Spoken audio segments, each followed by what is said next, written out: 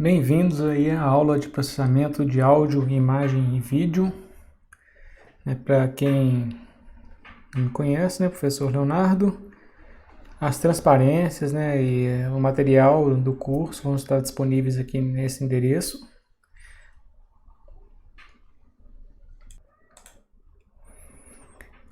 Então essa aí é a primeira aula, introdutória.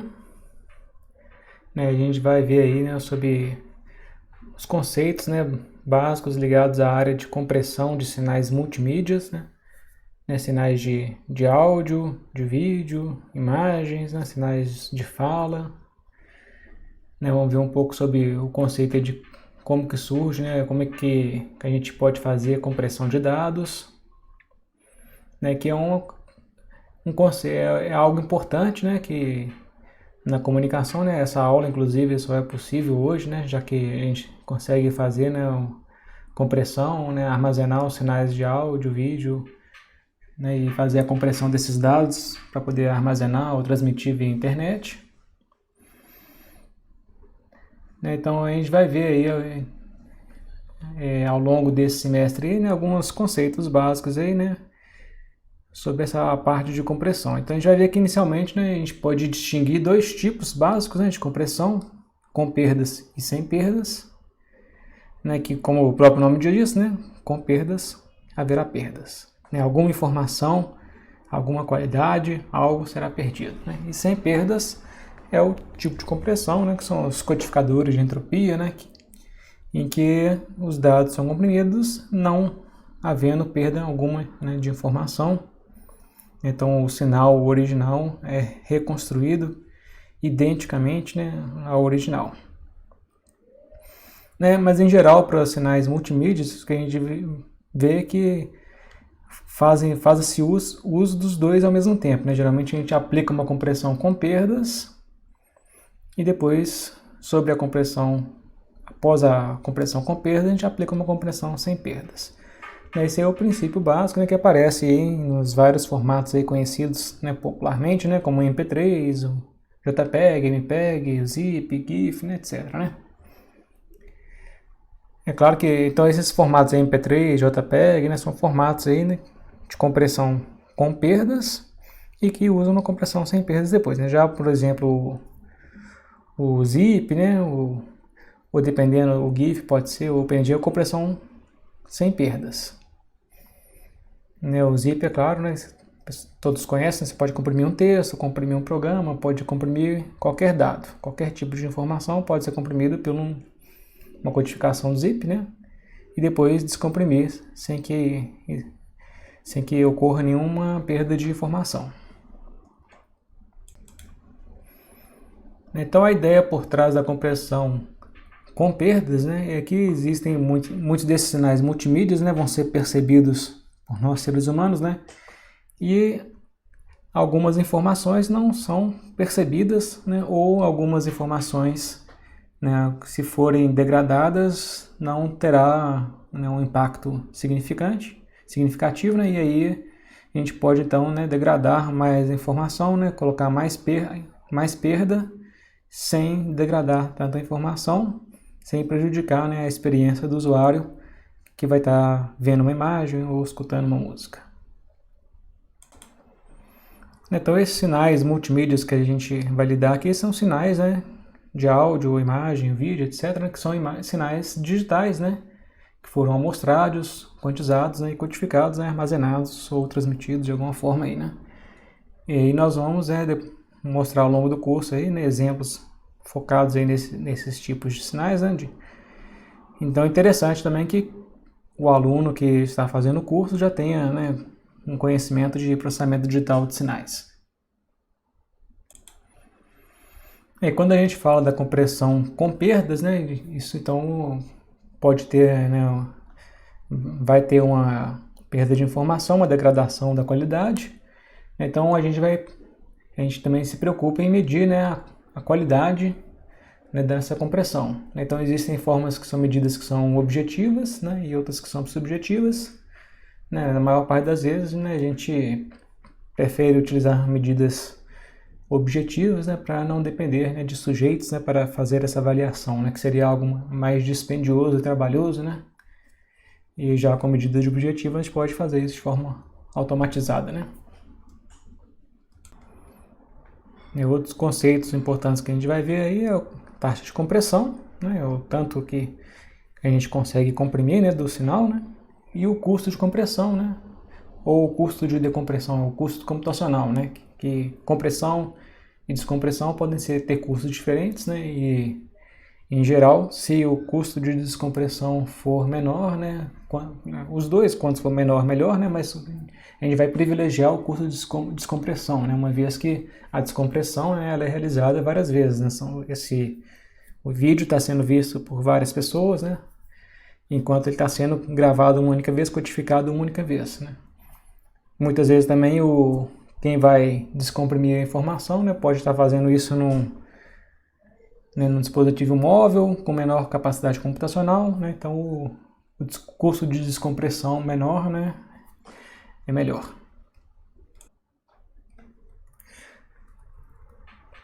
Então aqui uma primeira imagem, né, mostrando aí, né, um detalhe, né, da imagem da Lena, uma imagem que a gente vai trabalhar com ela em vários exemplos ao longo do semestre. E aí, né, a gente vê aí que dando um zoom nessa área do olho, a gente vê ali, né, cada um desses quadradinhos sendo os pixels, né, da imagem. Então, cada pixel, né, é um valor, né, uma matriz, né, no caso, como a imagem é colorida, então tem 3 componentes de cores, RGB, né, então na verdade cada pixel, né, é um vetor, né, em 3 dimensões, né, que tem a componente vermelho, verde e azul. Então, uma imagem sem compressão é que a gente vai ter que cada pixel, né, vai ter essas 3 componentes de cores, cada uma armazenada usualmente com 8 bits cada um, né, então 1 byte para cada um. Então seriam 24 bytes para cada pixel da imagem. Então vamos ver aqui um primeiro exemplo, né, vendo né, qual que seria o espaço, né, gasto para armazenar uma imagem sem compressão, né, e a gente vê como é que é importante, né, a gente fazer a compressão de uma imagem ou de um vídeo, etc. Então suponha que a gente tem uma câmera de 10 megapixels, né, então são 3 bytes por pixel, né, como falamos, então vai requerer 30 megabytes, né, para armazenar uma foto aí, né, tirada por essa câmera. Então se a gente tiver um cartão de memória com 2 GB, vai poder armazenar apenas 66 fotos. E esse problema, né, ele fica mais drástico aí quando a gente passa isso para vídeo, né? Então suponha que a gente tem um vídeo, né, com 720p, né, aliás 480p, né, e 30 quadros por segundo. Então são 345 mil pixels por quadro, cada um deles também, né, com 3 bytes por pixel. Então vai ser aproximadamente 1 megabyte por quadro.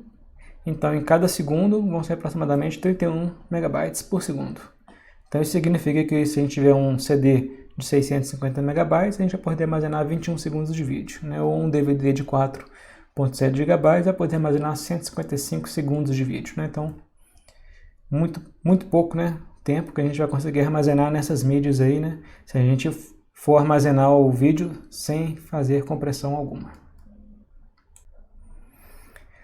Então a gente vê que existe a necessidade de compressão, né, mas quando que a gente deve, né, buscar, né, melhorar a compressão, né, qual que é o limite, né, de qual mais a gente consegue, né, comprimir um determinado sinal. É claro que vai ter vários aspectos aí, né, que vão entrar no jogo, né. Quando a gente fala de uma melhor compressão, né, a gente pode estar falando, né, tanto de ter uma imagem resultante, né, um arquivo resultante final menor, né, ou falar de eficiência ou de simplicidade do algoritmo, né. Então tem vários aspectos aí.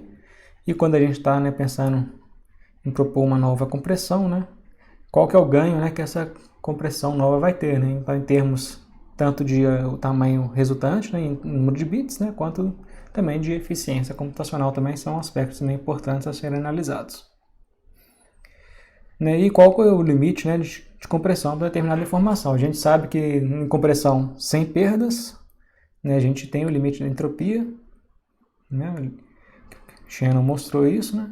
Agora na compressão com perdas, é claro que, né, o limite vai depender da qualidade, né, que você vai aceitar, né? Então aqui alguns termos, né, que são usuais aí nessa área, né? Então, compressor ou codificador, né, é um programa que comprime os dados crus na entrada e cria uma saída dos dados comprimida. De compressor ou decodificador, né, converte os dados na direção oposta. Fluxo, né, é o dado a ser comprimido, armazenado como arquivo ou transmitido. O dado cru, né, o original, né, são os fluxos de dados de entrada. O dado codificado ou comprimido é o fluxo de saída. Método de compressão não adaptativo, né, é aquele que não se adapta, né, então ele não se modifica, né, ao longo da compressão. Os adaptativos são aqueles que se adaptam, né, e o semi-adaptativo está no meio dos dois, né, então geralmente ele faz uma primeira leitura dos dados, né, para ajustar parâmetros e depois faz a adaptação, né, ajusta os parâmetros para fazer uma melhor compressão. Bem, o método localmente adaptativo, né, eles se adaptam, né, em alguns trechos, né, do sinal. Compressão com perda e sem perda, já falamos, né? O compressão em cascata, né? Quando a gente coloca um compressor em seguida do outro, né? Compressão perceptiva, né? Ocorre quando apenas informações imperceptíveis pelos nossos sentidos é removida. Simétrica, né? É o caso que o compressor e a decompressão utilizam basicamente o mesmo algoritmo, mas em direções opostas. A gente fala que o codificador e o decodificador é complacente, né? Que ele lê, né? Ou gera de uma forma correta o fluxo de dados. É universal, né, quando não depende das características estatísticas do sinal. A razão de compressão é o tamanho do dado de saída dividido pelo tamanho do dado de entrada. O fator de compressão é o inverso disso, né? É o ganho de compressão, né? Então vai ter, né, sempre uma referência, né? Então aí a referência ou é um outro padrão ou é o dado original, né? E para medida de erro, né, a gente costuma utilizar, né, com a medida objetiva simples, né, o MSE, né, erro médio quadrático, e o PSNR, relação sinal-ruído de pico. Aliás, relação sinal-ruído e tem o relação sinal-ruído de pico também, outra. Bem, esse aqui é o diagrama de compressão do JPEG. Então, essa figura aí a gente vai destrinchar as várias etapas dela ao longo do semestre, né? Então vamos fazer uma visão geral primeiro aqui. Então a gente começa com a imagem original, uma imagem RGB. Então aqui, né, mostrando as três componentes da imagem, né, RGB. O primeiro passo é fazer uma conversão YCBCR, né? Então está mudando o espaço de cor, onde agora a gente tem uma luminância e duas crominâncias. Depois, o próximo passo é a gente fazer uma separação, né, de blocos de 8x8 ou 16x16, né, pixels da imagem. Separando esses blocos, e depois para cada um dos blocos a gente vai aplicar uma transformada DCT, transformada discreta de cossenos. Né, e aí já no domínio da frequência, né, das DCTs, a gente vai aplicar uma quantização. Então, efetivamente, né, a gente vai jogar a informação fora aqui, né, ao fazer a quantização. E aí depois a gente vai pegar cada um dos blocos, né, dos resultantes da DCT, cada um dos blocos aqui, no caso 8x8, né, cada um dos blocos, e vamos fazer uma varredura zigue-zague neles, né, então ordenando por ordem crescente de frequência. E aí a gente vai separar, né? Então o primeiro pixel, o primeiro componente, né? No caso aqui, né? Componente aqui em cima no bloco é o componente DC. A gente vai separar dos demais, que é a componente AC. Então para separar as componentes DCs todas, né? De todos os blocos, que serão codificados então usando a codificação DPCM, né? É um PCM diferencial. E os componentes AC a gente vai codificar usando o RLE, né, onde vai aproveitar aqui, né, que a gente vão aparecer, né, muitas sequências de zeros aqui nas componentes AC. E ao final, né, junta todas as informações, usa a codificação de entropia, que pode ser uma codificação de Huffman ou uma codificação aritmética, e depois, né, grava essas informações, né, num arquivo JPEG, né, seguindo o padrão aí, né, do JPEG, né, de como que essas informações têm que ser armazenadas no arquivo. De forma então, né, que depois um descompressor de JPEG, né, vai pegar, ler esses dados e conseguir, né, voltar com a imagem, né, reconstruir a imagem a partir dos dados que foram gravados aí no arquivo. Então, ao longo do semestre, a gente vai voltar em cada um desses passos, né, ver como que funciona cada um deles, né, o motivo, né, o que significa, né, por que existem esses passos, né, o que poderia ser feito diferente, né, existem variações, né, existem outros compressões JPEGs, né, que são dentro desse padrão, que tem alguma modificação, tem outras compressões diferentes, né, existe JPEG 2000, então depois a gente vai ver, né, ao longo do semestre essas variações. Então aqui tem o link, né, para um slide, né, introdução para o Octave, né, ou MATLAB. Então, para quem já é familiarizado, né, então vai ser tranquilo ver o que tem aqui nesses slides. Para quem não está muito familiarizado, né, é bom seguir, ver esses exemplos que vão estar aí nesses slides. E ao longo do semestre, né, quando a gente for fazendo outras práticas, outros exemplos, a gente vai vendo isso aí. E aqui, né, um primeiro exemplo introdutório, né, que a gente vai ver, né, então tá o link aqui.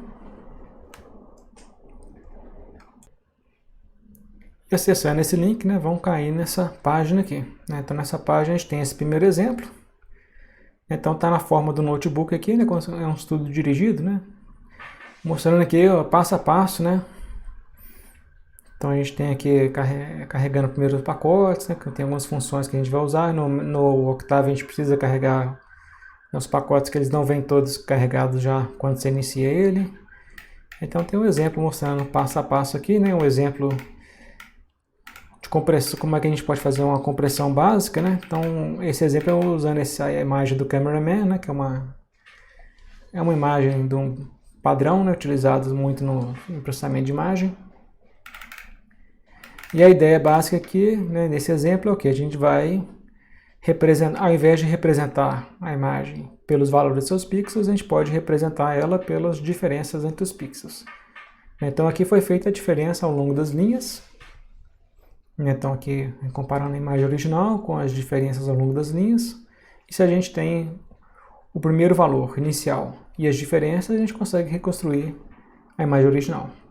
Então isso aí pode ser... Aqui a gente tá feita aqui as diferenças, né? Depois vocês podem fazer a reconstrução também a partir disso aí. E aí, na hora da gente varrer a imagem, né? Organizar os bits, né? Existem várias formas diferentes, né? Então aqui alguns exemplos, né? De como que a gente pode varrer, né? Então os mais usuais aí, né? É fazer esse linear, né? Ou esse progressivo, ou o zigue-zague que a gente viu aqui no JPEG. Usa essa forma aqui, né? Aí aqui nesse exemplo, né, a gente vai usar o progressivo, né, que é fazendo essa cobra. Então é o que está feito aqui nesse próximo bloco. E aí depois de organizar, né, os pixels aí fazendo essa varredura, a gente faz aqui um histograma, né, para ver a variabilidade dos nossos valores aí, né? Então a gente vê aqui o histograma da imagem original, como é que ele está, né? Então, né, tem bastantes tons aqui mais escuros, aqui, uns cinzas mais escuros aqui, né, por volta de 50, né, e os valores maiores aqui, né, mais claros, né, mais próximos do branco, né, esses cinzas mais claros. E existe os valores estão mais bem distribuídos ali, né, ao longo do nosso espectro ali. Quando a gente olha para as diferenças, a gente vê que as diferenças estão bem concentradas próximas do zero, né. Então, ao fazer essa operação simples, né, de calcular as diferenças, a gente está mudando de forma drástica aqui a distribuição. E isso é interessante, que se a gente for analisar aqui, né, ao fazer essa mudança da distribuição, né, a gente pode propor aí um código Huffman, já que a gente conhece agora essa nova distribuição, né, criar um código Huffman para essa distribuição e aí armazenando então, né, esses valores das diferenças dos nossos pixels usando esse código Huffman, a gente teria uma imagem comprimida, que aqui no caso aqui, né, deu que aqui o tamanho da imagem comprimida e comparando aqui o tamanho da imagem original. Então deu um fator de compressão aqui, né, de praticamente 70%. Então vou pedir aqui que vocês vejam esse exemplo com calma, né, reproduzam ele, vejam passo a passo, entendam cada um dos passos para depois a gente discutir, tirar dúvidas. E aí também, se vocês puderem também, né, façam o caminho inverso também, né, que a gente fez aqui a codificação da imagem, né, representando, fazendo as diferenças, depois representando as diferenças com usando um codificador de Huffman, né? Então depois você pode fazer o inverso, né, pegar essa imagem que foi representada codificada e decodificar ela para recuperar a imagem original. Então isso aí fica sendo um bom exercício de para casa. Por fim, para terminar, tem esse outro exemplo, está disponível nesse link. Então esse link vai cair nessa página, onde a gente tem aqui um outro notebook, né, um estudo dirigido aí mostrando aí imagem colorida. Então aqui a gente está abrindo a tradicional imagem da Lena, né, uma imagem colorida, RGB. Então a gente vai ter uma imagem de 256 por 256, né, com 3 componentes de cores. Então aqui a gente tem a imagem original ali, né? Quando a gente lê a imagem, ela vem uma matriz, né, onde os elementos são inteiros de 8 bits sem sinal.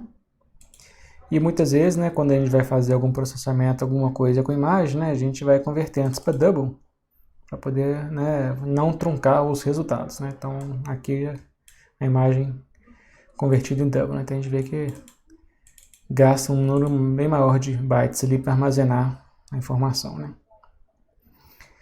Mas em geral, então, a gente faz essa conversão, né, para fazer algum processamento qualquer que a gente vai ser feito com a imagem.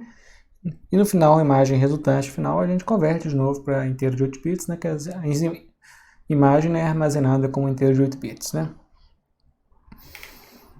Então aqui, né, mostrando aqui os 3 canais, né, a gente falou que o RGB da imagem, né, são os 3 canais, as 3 matrizes, né, que compõem essa matriz de 3 dimensões aí da imagem. E aqui fazendo um gráfico aqui com cada uma delas, né, num subplot separado. Aí cada uma das matrizes, das componentes RGB, né, tem valores, né, de 0 a 255, né, que essencialmente são números, né, de 0 a 255 que a gente pode associar esses números a alguma cor, né? Então aqui, né, para fazer essa ilustração, né, eu associei os valores da matriz R, né, da componente vermelha, a valores que estão variando de preto a vermelho, né? Na matriz onde tem os componentes verdes, eu coloquei um mapa de cores que associa os valores de 0 a 255 a tons que variam do verde até o preto, né? E a mesma coisa para o azul. É claro que se você não usar um mapa de cor, né, se você fizer só uma visualização do que tem em cada uma das matrizes, vai ver isso como se fosse um tom de cinza, né? Aqui é fazendo a conversão, né, da matriz RGB para uma um tom de cinzas, né? Então é a função RGB to Gray. E aqui uma outra imagem, né? É a mesma imagem, só que porém ela foi salva usando o GIMP e fazendo essa salva em GIF, né? E o GIF ele tem uma restrição, né, no número máximo de cores. Aí então foi utilizada aí a paleta de cores, a paleta tradicional da web, né? A web 256, né? Da épocas antigas da internet, né? Então foi usada essa paleta aqui. Então a paleta padrão para web que tem 256 cores. Então apenas essas 256 cores, né, podem aparecer na imagem. Então no padrão, então, ao invés da gente ter, né, os valores dos pixels, né, basta a gente ter o índice para as cores, né, na paleta. Então a gente precisa dessa paleta de cores. Então quando a gente lê aqui a matriz, lê a imagem, né, a gente recebe também a matriz com mapa de cores, essa matriz map, e para poder, né, mostrar a imagem, né, no Octave aqui, a gente precisa então passar não só a imagem, que são os índices, a matriz com os índices, né, também o mapa de cores também. Né, tudo isso aqui, né, no help das funções aqui está descrito, né. Então é bom quem não conhece as funções sempre dá uma olhada no help delas.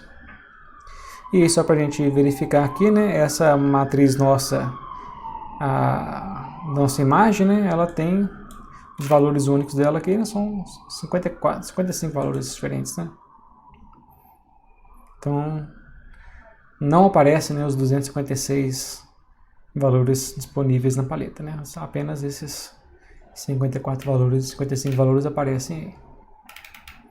E aqui mostrando, né, então se a gente pegar na paleta de cores, né, quais são as cores que estão sendo utilizadas, né, então são essas cores que estão aqui nessa paleta aqui, fazendo o gráfico aqui, né, selecionando os índices na paleta e colocando as cores aqui, né, fazendo uma imagem aqui para a gente ver quais são, né, que a gente vê que são então as cores que estão aparecendo na imagem, né, então tem alguns tons, né, que existem na paleta, nessa paleta que não aparecem aí.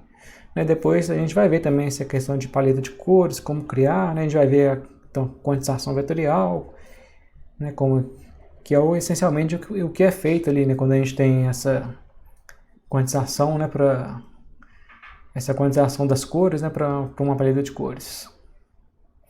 Então, fica aí mais esse exemplo aqui, né, vale a pena comparar caso vocês revisitarem, né, ver isso aí passo a passo, né, e eventualmente, né, fazer alguma mudança, né, e qualquer curiosidade, dúvida, a gente depois, né, a gente conversa no nosso encontro semanal.